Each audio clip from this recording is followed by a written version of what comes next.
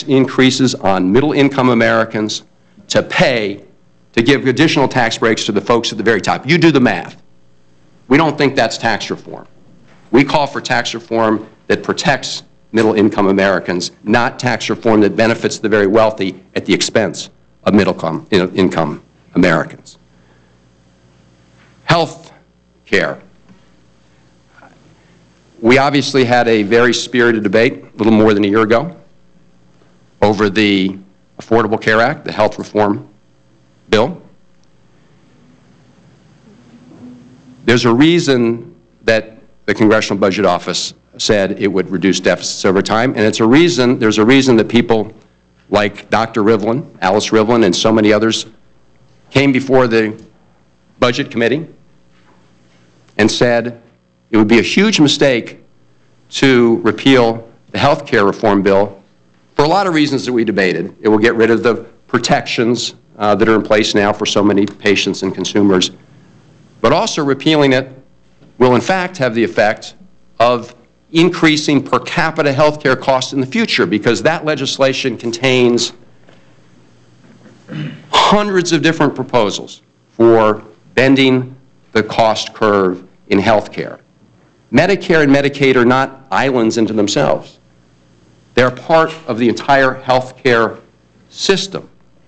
If you want to reduce costs in Medicare and Medicaid, yes, there are things you can do in those programs, but you also benefit if you bring down costs in the whole system. And in fact, if you look at the rate of increase in health care costs, they've been pretty similar. In fact, Medicaid's growth of health care costs is lower than the national average. Health care costs in the private insurance market skyrocketed between the years 2000 and 2008. Premiums more than doubled. Insurance industry profits quadrupled.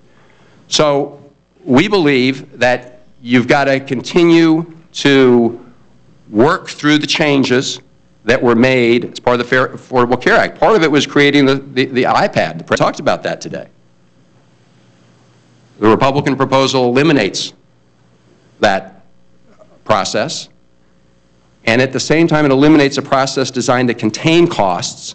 It shifts those costs onto our seniors and others who rely on both Medicare and Medicaid. And it does it in a very clear way. It says we're going to get rid of the Medicare program. Seniors will now be required. They'll be forced to go into the private insurance market. They will be given a voucher or premium support, whatever you want to call it.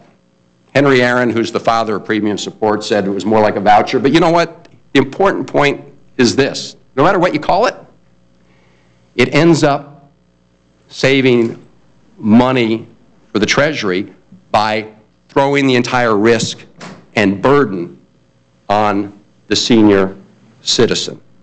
Seniors under this Republican plan will now have to pay a huge amount of the costs.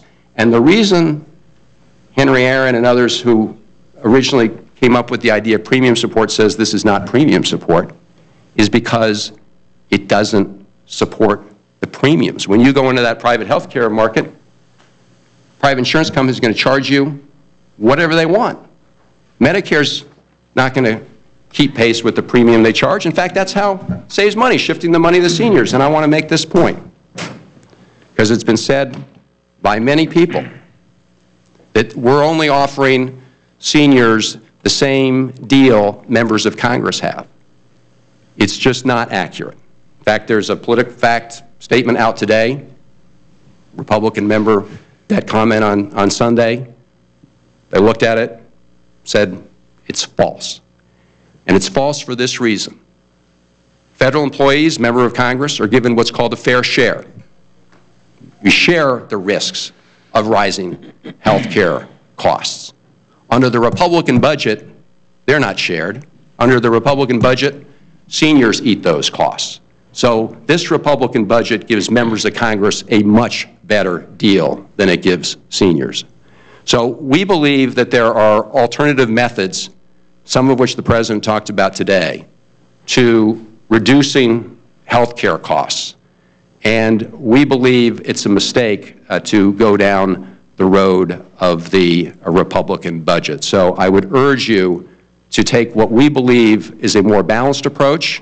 And I will end by pointing out that the co-authors of the Fiscal Commission said, and I quote about the Republican budget, quotes, fall short of the balanced, comprehensive approach needed to achieve the broad bipartisan agreement necessary to enact a responsible plan. We believe we have a balanced and responsible plan that accomplishes the goals of job creation, tax reform in a fair way, and addresses the questions of in Medicare and Medicaid without asking seniors and the most vulnerable people in this country to bear all the risks in the process. Thanks to you both for being here, and thanks for your hard work. And I will